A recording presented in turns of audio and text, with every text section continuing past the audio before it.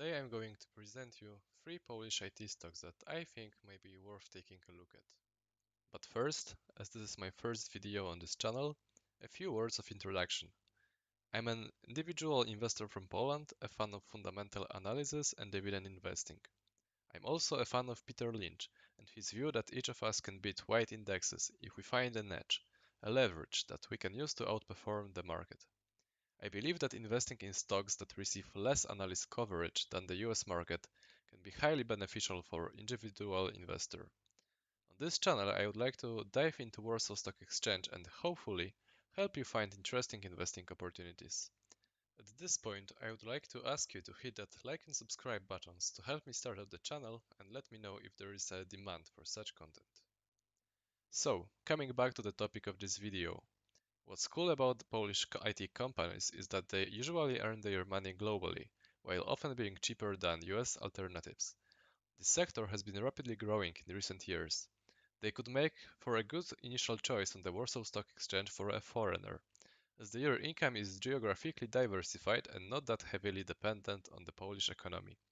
Also, Polish zloty, our currency, has recently become cheaper compared to the dollar or euro, and this might boost financial results of these companies in the nearest future. So, let's dive into the first of the companies I'm going to talk about today. If you would ask Polish investor to point a conservatively managed but still growing, dividend-paying company, it's very likely they would point at Asseco Poland. Asseco Poland is the biggest IT Polish company.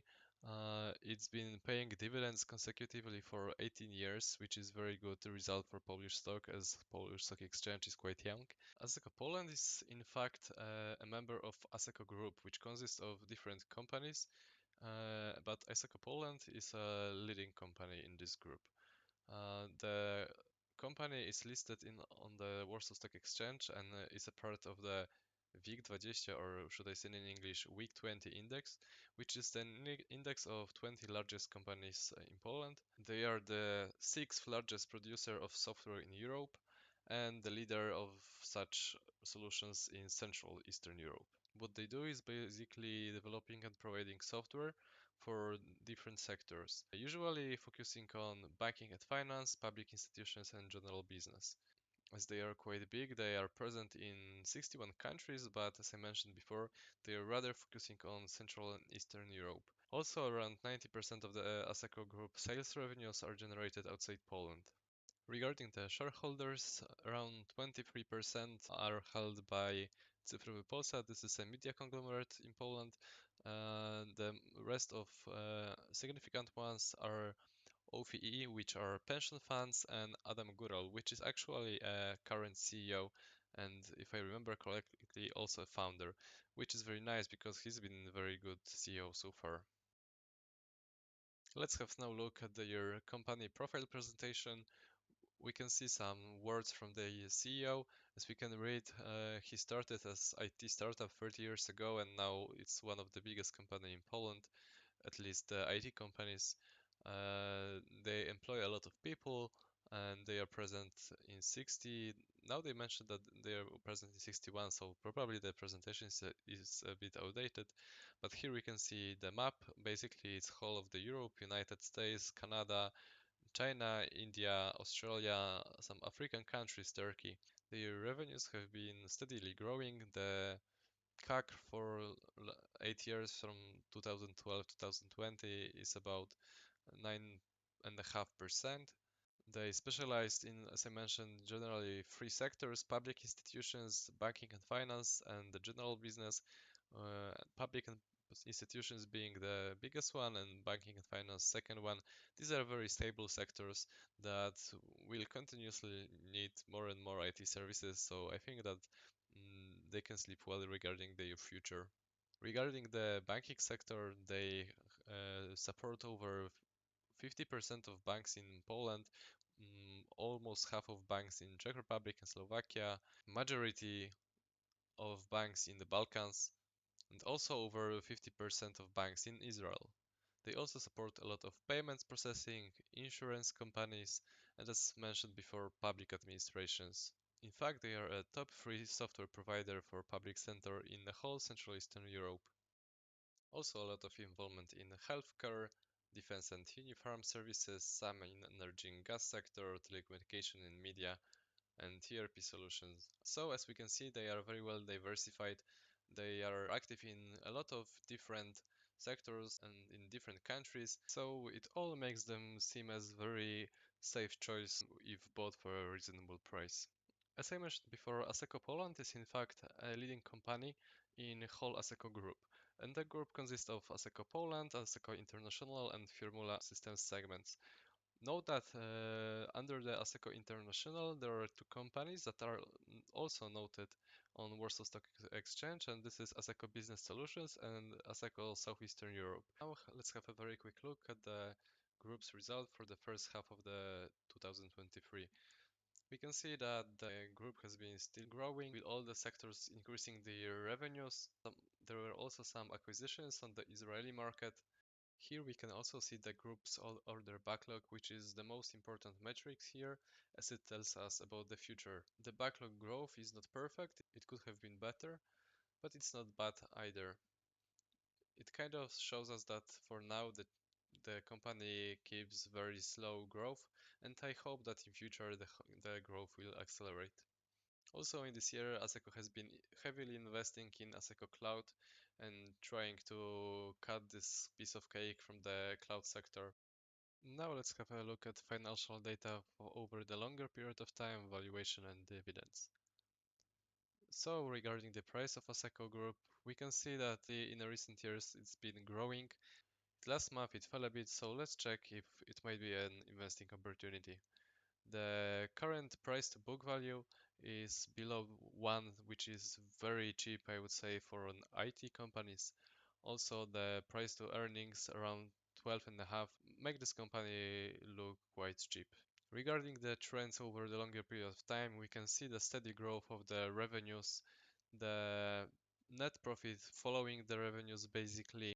Now regarding dividends, they've been paying dividend consecutively for 18 years, which is a very good result for Polish stock, and these dividends were usually increasing. We had some kind of stagnation for a few years, but now it seems to coming back to growth again. So let's keep fingers crossed. And regarding the valuation, the price to book value usually was quite low for IT company. We can see that for some time it even was below 1, and the price to earnings being usually between 12, 16. Now if it's around 12.5, it looks kind of okay. So summing up, for me, the current price under the 75 zlotys looks good. Note that I own Asseco shares myself, so I might be biased, but at this valuation below 75, I'm willing to add more shares to my portfolio. The next company we are going to talk about is Text. Actually, Text is a new name, and the company was previously known as LiveChat, as this is the name of their primary product. Now they are focusing on building other, as they say, text-based products such as chatbot, helpdesk, and knowledge base. However, still majority of their income comes from the LiveChat.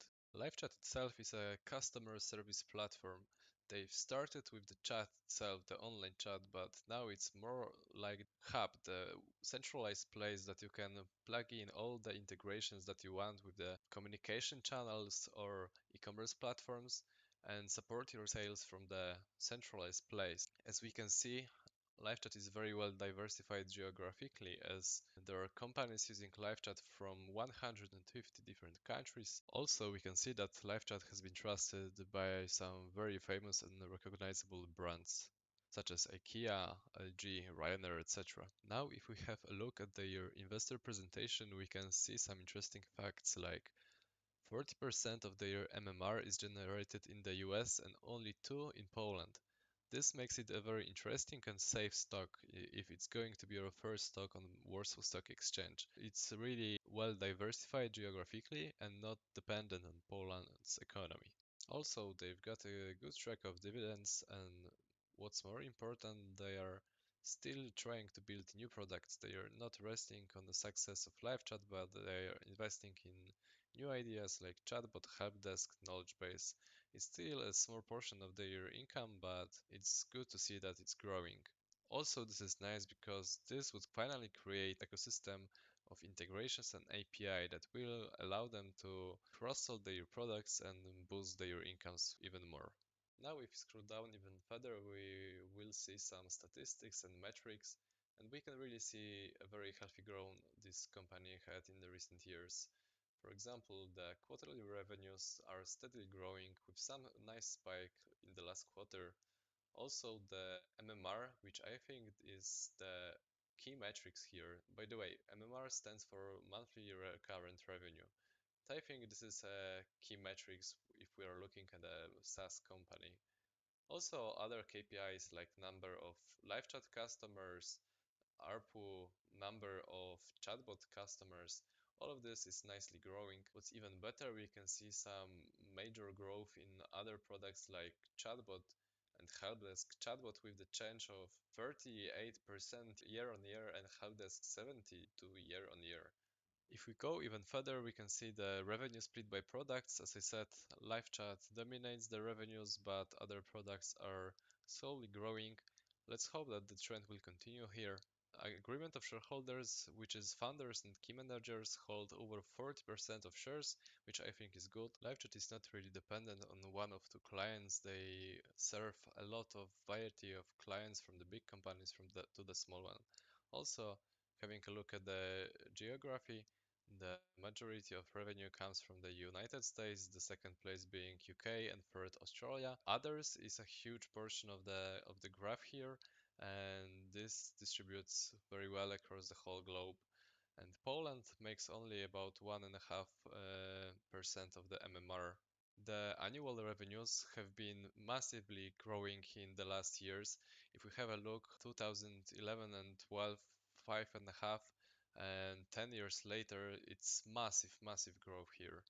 The next very positive thing that we can see in this report that the company manages to keep a very high profit margin of around 50%, and it even seems that it's slowly growing, so that's a very good trend here. Now let's check the statistics over the longer period of time. Here we can see the steady growth in the sales revenues over the last 12 years. Also, the net profit was following the sales. All of the data basically looks pretty good.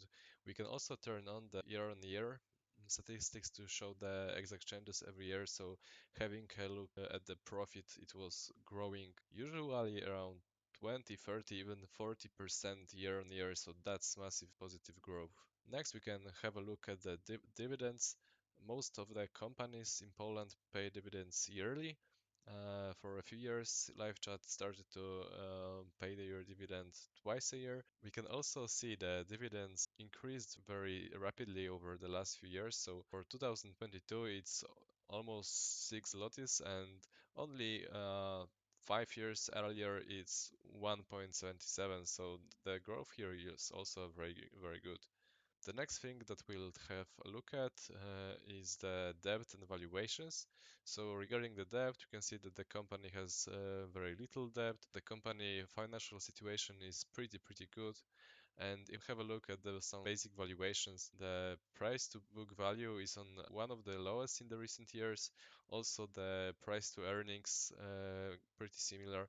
So this might be an interesting investing opportunity right now. Note, however, that I do expect the company to grow a bit slower in the upcoming years. That's because their product now has a very good position in the market, but it's not expanding as quickly as it was before. However, it might be a good idea to pay attention to their new products. If they click, then we can see really good returns on this stock. So that was all about the live chat. Let me know what you think about this stock. Know that I do own this stock myself in my portfolio, so I might be biased. Alright, let's move towards the next stock. And this will be WoodPecker. WoodPecker is a similar company to LiveChat in terms of business model. They also operate as software as a service company, but they are much smaller in terms of capitalizations, and also they are much younger.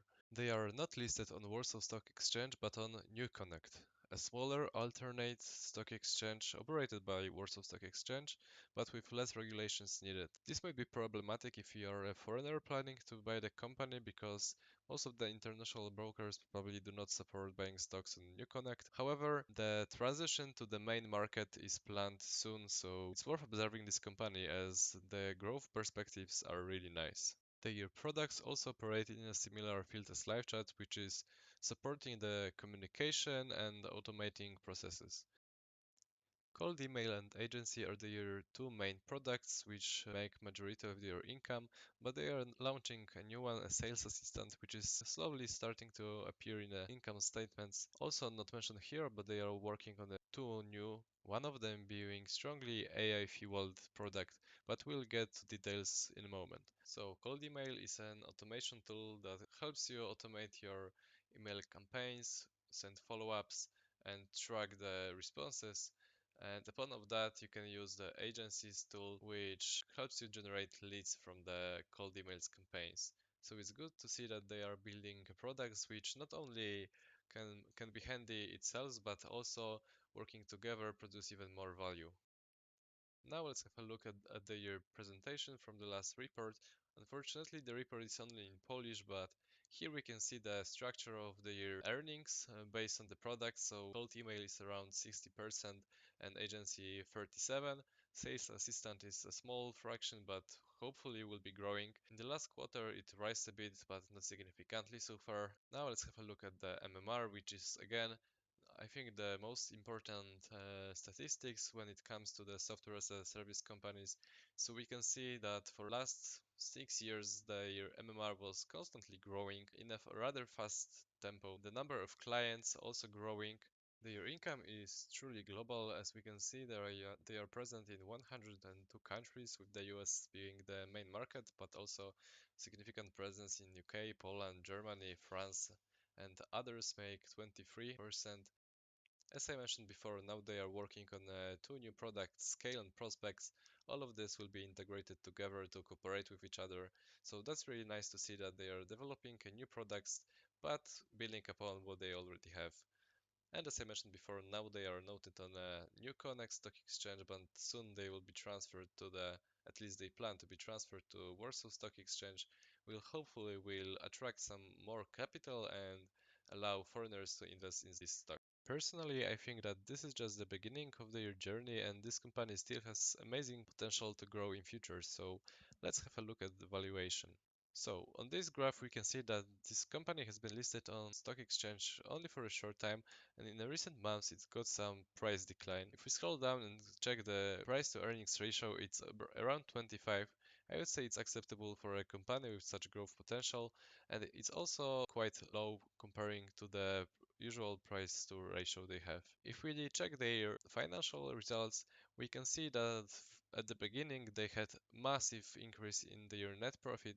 Now in this year it dropped a bit, but they claim it's due to investment in new products. And hopefully, and I think that it will happen, the net income will increase again in future. Also, stronger dollar comparing to Polish zloty will also boost their results. They have very little debt, and if we go to the valuation tab, we can see that their usual price to earning ratio is between 25 to 35. So the current one on the level of 25 might be an investing opportunity. Now, know that for now it's probably hard for you to invest into these stocks if you're a foreigner, but soon when they transit from New Connect to standard Warsaw Stock Exchange, this might be a good stock for you to consider. I've also bought some WoodPecker shares recently, so know that I might be biased, but I'm generally positive about this company in future. Unfortunately, for now, they do not pay dividends. I expect that as they grow, they will at some point start paying the dividends, and if not, I see just a lot of upside potential, so after some time, I probably will sell them, they won't start paying the dividends. So this is it for today. I really think that Polish IT companies may be a real buy on today's market. Let me know your thoughts. Please do hit that like and subscribe button as this is my first video, so it will be much of help for me. Let me know what other companies would you like to see on this channel, and always remember that this is only the educational content. I'm not a financial advisor, and do your own research.